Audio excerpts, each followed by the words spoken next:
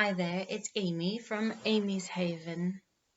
It's we're a few days into lockdown during the pandemic, and it's really nice to see how many people are taking the time to really appreciate family, to clean and love their homes, to make some fabulous plans for the future. So I'd like to share with you today some hints and tips about making changes and slowing down, creating a more intentional life. So many times, especially in the last year or so, when I look on Pinterest and YouTube and try to get ideas on how to make these changes, and I find wonderful blogs on minimalism and simply living and things like that. And I keep seeing these headlines of 27 ways to simplify your life. And I can't help but think that that's not a good way to simplify your life. It's difficult to make lasting changes when people are bombarding you with headlines and ideas and videos on productivity and getting more done and all of that. And that's not really what I'm about.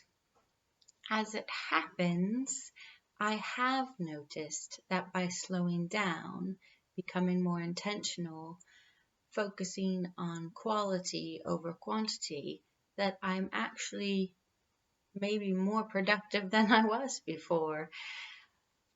But I'm focusing on my intention through my activities.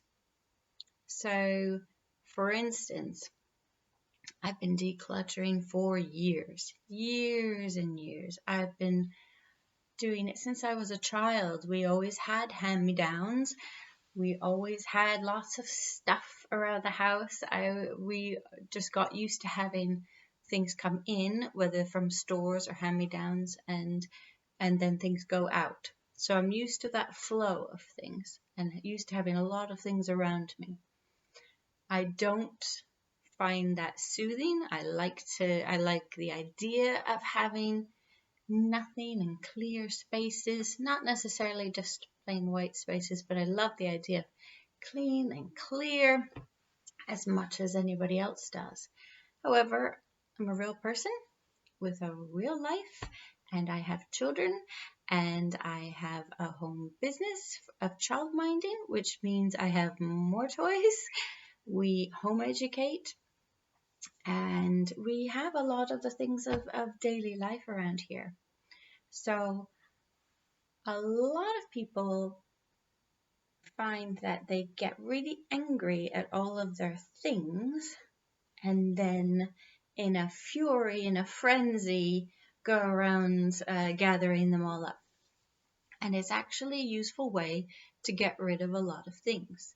You can do it really quickly, and you can use that energy, that stress, that anger to push you through. However, it might not be a lasting peace that you get, because that feeling can stay.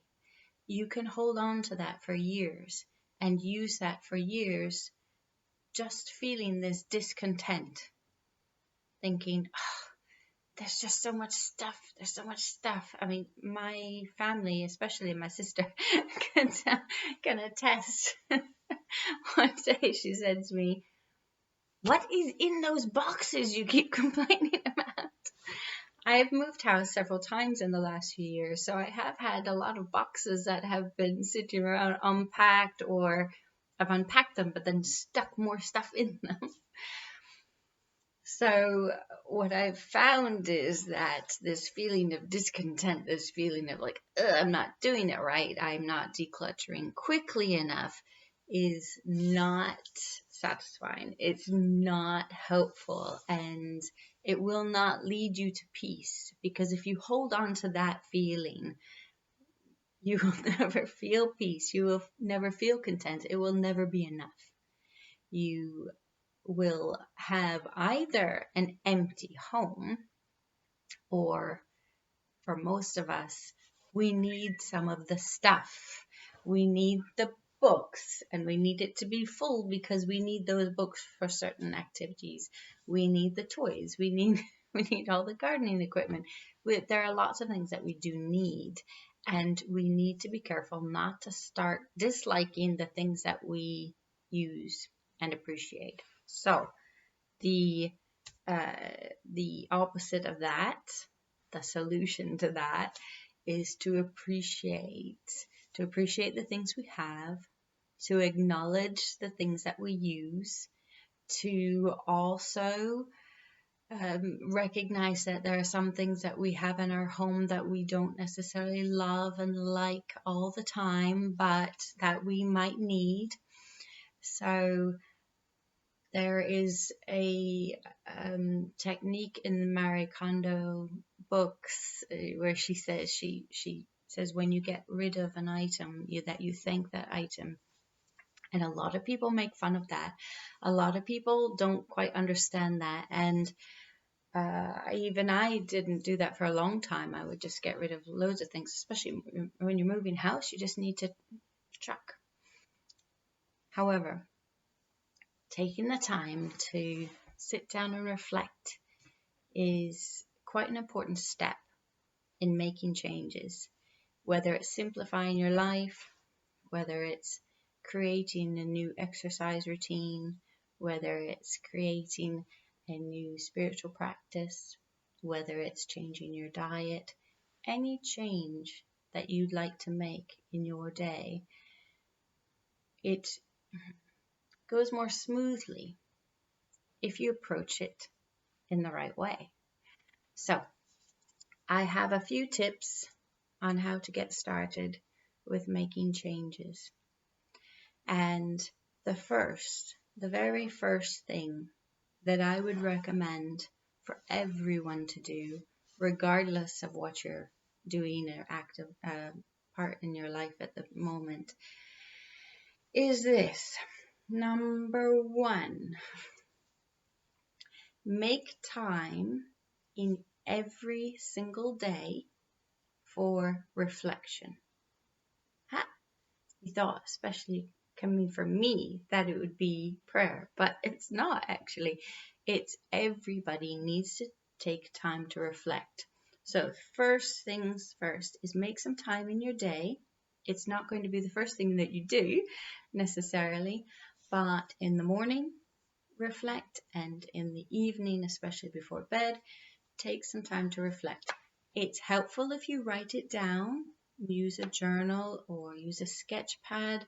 Just think about how things are going. You can use a formal practice. For instance, you can use an examination of conscience, and there's plenty of tools out there, plenty of prayers and things out there that you can find to help you.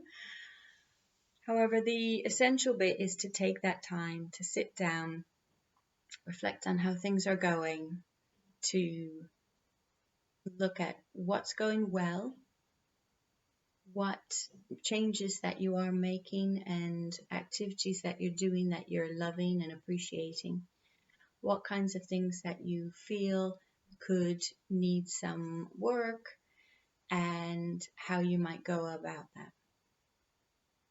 Now, one of the things that I feel is the most important when you're reflecting is to think about how many things that you've done in the past and reflect on how they've been. For instance, when you've been trying a diet or an exercise regime and you spend a lot of time and energy into those routines, and did they work well? Did they not work well? Was it too much? Did you try too much too soon? Are you the type of person that finds it easy to just say, okay, I'm going to do this every day and then carry on? And follow the activities, follow the patterns in your life that give you energy. So, not saying that a new routine might not be challenging, but ultimately it needs to be something that energizes you so that it can carry you forward. So reflect on how you've achieved things in the past. If you're feeling like, and I've been through this many times, oh, I just can't do this. I'm failing at this again and again and again. When you feel that you're in that kind of position, you think two things. One is how much you've achieved in the past, whether it's a degree or whether it's a decorating a house or whatever kinds of goals that you've had in the past that you've achieved. Think about that. And also think about, maybe I'm just not going about it in the right way.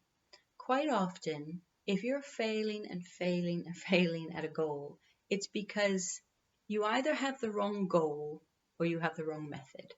So you either have the wrong goal and it's not as important as you think it is, or secondly, you just have the wrong method, the wrong mindset to begin with. And I suggest a slow changes. Make one change each day, or one change, and see it pan out over a few days and see how it goes, and then add another change. There's a reason why a lot of the systems out there, the popular systems like Fly Lady and Dave Ramsey and all these folks, they do these systems that are baby steps, and they don't have a timeline for that. You don't have step one and then step two is the next day and the next day and the next day. Step one is as long as you need step one. And when you get off of step one, you do step two, and then you do step three. So you can take a bit longer if you need to do the steps in order to do them the right way. So baby steps, little steps.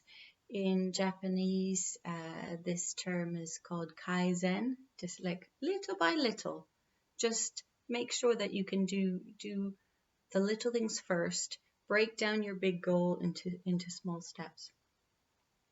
So first order of the day, reflection. Add reflection time to your day.